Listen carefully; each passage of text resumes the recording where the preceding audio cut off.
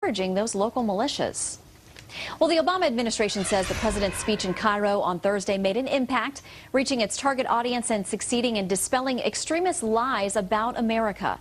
But some lawmakers say the president's remarks may have set the U.S. back, especially when it comes to Iran.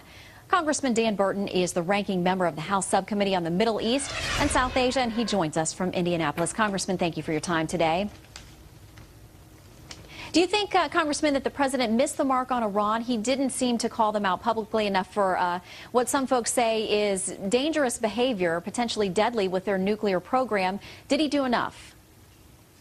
Well, I think he didn't. I think he did a disservice because Iran is a terrorist state. It's on the list of the terrorist states by the State Department, and he said for them to go ahead with their nuclear program for domestic purposes was fine.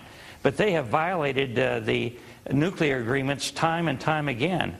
And for us to even indicate we wanted them to go ahead or would allow them to go ahead with a nuclear program is just crazy.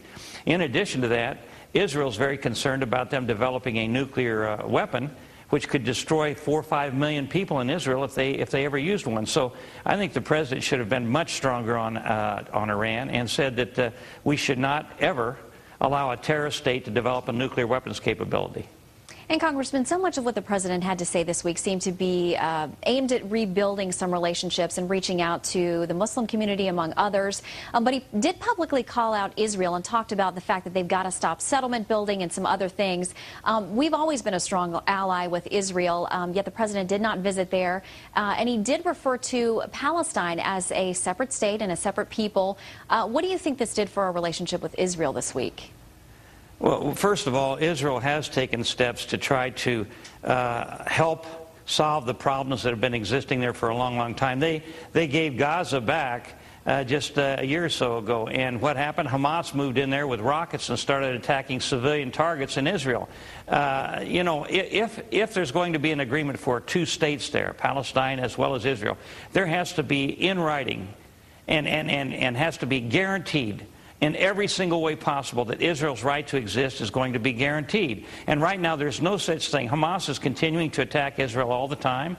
Hezbollah has attacked Israel. And as long as Iran is supplying those people with weapons through Syria, then I don't think that there should be any kind of an agreement. There has to be some kind of an understanding by all the parties involved that Israel's right to exist is guaranteed. Well, and we know they've resisted some pressure from the U.S. on a number of fronts that possibly the Obama administration thinks they should be a little more conciliatory on. Now we hear that Benjamin Netanyahu is going to give his own policy speech about how to go forward with the Mideast peace process. What do you expect to hear from him?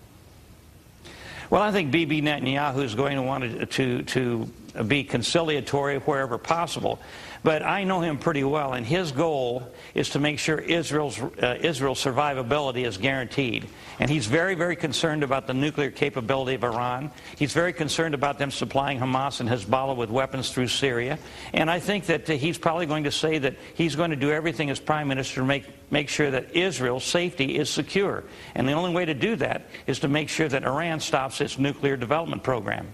All right, Congressman Dan Burton, we thank you for sharing part of your Sunday with us today, sir.